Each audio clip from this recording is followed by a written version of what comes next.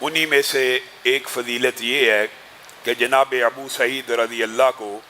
رسول اللہ صلی اللہ علیہ وسلم نے حالت نماز میں آواز دی۔ وہ نماز پڑھ رہے تھے، رسول اللہ صلی اللہ علیہ وسلم نے انہیں آواز دی، انہوں نے نماز کو جلدی سے ختم کیا اور رسول اللہ صلی اللہ علیہ وسلم کی بارگاہ میں پہنچ گئے۔ رسول اللہ صلی اللہ علیہ وسلم نے پہلے ایک مسئلہ یہ سمجھایا کہ کیا تم نے قرآن پاک کی آیت نہیں پڑھی کہ جب اللہ اور اس کے رسول تمہیں پکاریں تو تم فوراً ان کی بات کے اوپر لبیک کہا کرو؟ تو تم نماز پڑھ رہے تھے، تمہیں تو چاہیے تھا کہ نماز اسی وقت توڑ دیتے اور میں محمد صلی اللہ علیہ وسلم کی بات کو سنتے۔ ایک تو اس بات کے اندر آپ کے اور میرے لیے ہدایت اور رہنمائی موجود ہے۔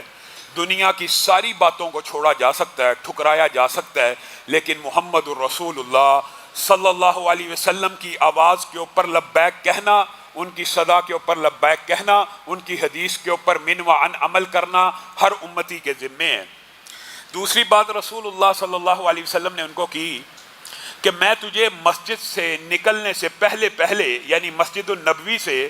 یہ ابو سعید انصاری کی بات ہو رہی ہے، مسجد النبوی میں تو بیٹھا ہوا ہے، یہاں سے نکلنے سے پہلے میں تجھے قرآن پاک کی سب سے عظیم سورت کی خبر دے کے جاؤں گا۔ میں تجھے قرآن پاک کی سب سے عظیم سورت کی خبر دوں گا۔ اب جب وہ نکلنے لگے تو انہوں نے رسول اللہ صلی اللہ علیہ وسلم کو کہا، اے اللہ کے رسول، آپ نے وعدہ کیا تھا کہ آپ قرآن پاک کی سب سے عظیم سورت کی خبر دیں گے۔ یہ آپ کے اور میرے لیے خوشخبری کی بات ہے کہ ہمیں بھی یہ پیغام پہنچ گیا، اور ہم نے پہلے آپ کے سامنے سورت فاتحہ کے جو بھی فضائل رکھے تھے، میں نے اور آپ نے اپنی زندگی کے اندر اس کی تلاوت کا معمول بنانا ہے۔ رسول اللہ صلی اللہ علیہ وسلم نے کہا، ہاں ابو سعید، وہ سورت فاتحہ ہے جس سے قرآن پاک کی ابتدا ہوتی ہے، اور اس بات کے اوپر امت کا اجماع ہے۔ چونکہ رسول اللہ کی حدیث آگے اجماع نہ بھی ہوتا کہ قرآن پاک میں سب سے اعظم سورت اگر کوئی ہے تو سورت فاتحہ ہے۔ بعض ساتھیوں نے ضمنی طور پہ کچھ سوالات کیے، ان کا بھی جواب دے دوں کہ یہ جو سورت فاتحہ کا آپ نے دم بتایا ہے، یہ براہ راست جسم پہ کیا جا سکتا ہے، پانی پہ کیا جا سکتا ہے۔ تو میرے بھائیوں، یہ بات یاد رکھیں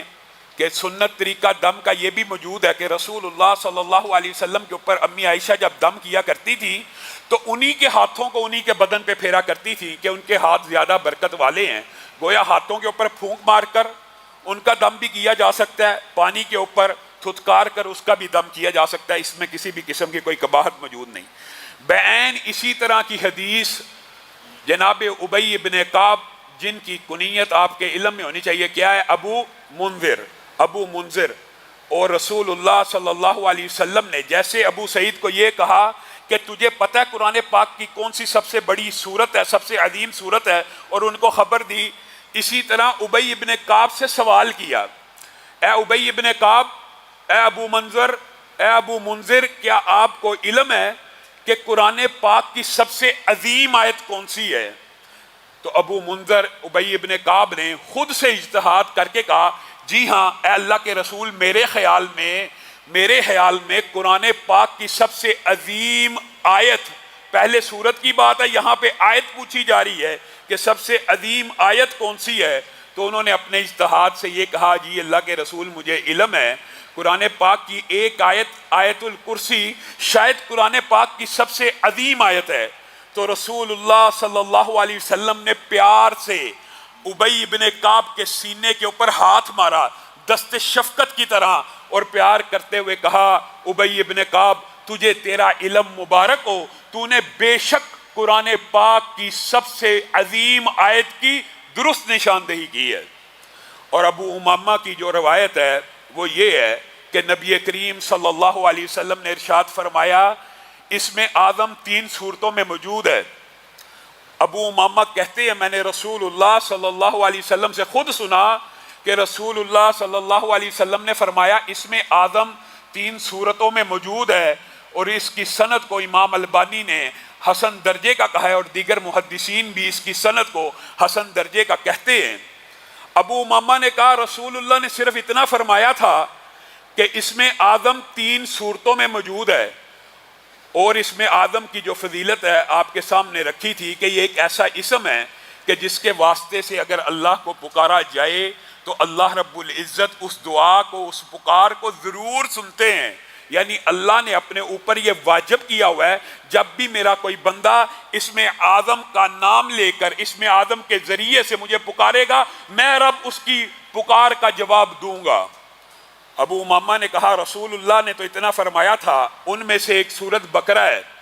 دوسری سورت آل عمران ہے اور تیسری سورت طٰہٰ ہے، تو میں ابو امامہ نے جب سے یہ حدیث سنی میں سورت بقرہ کو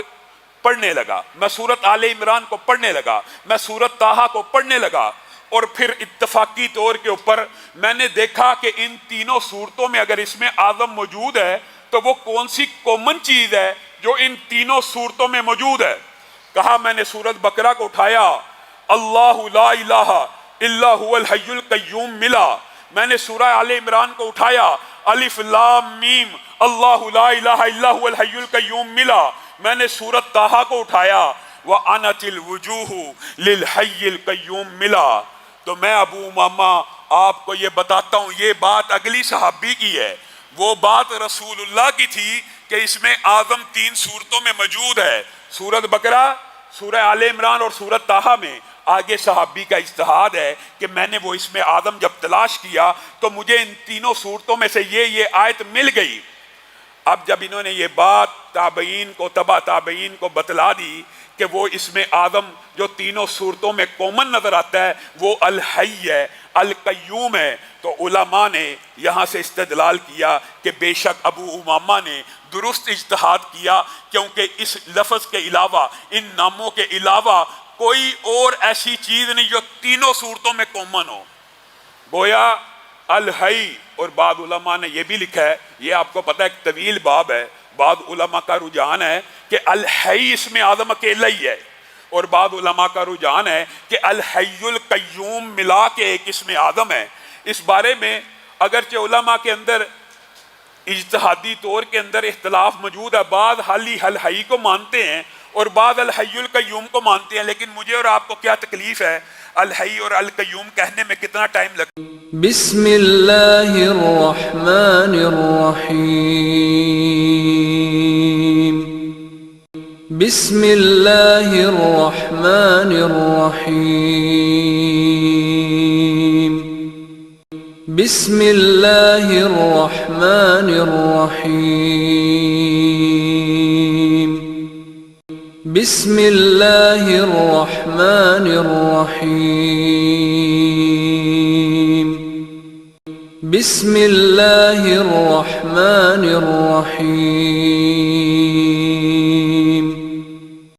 بسم اللہ الرحمن الرحیم۔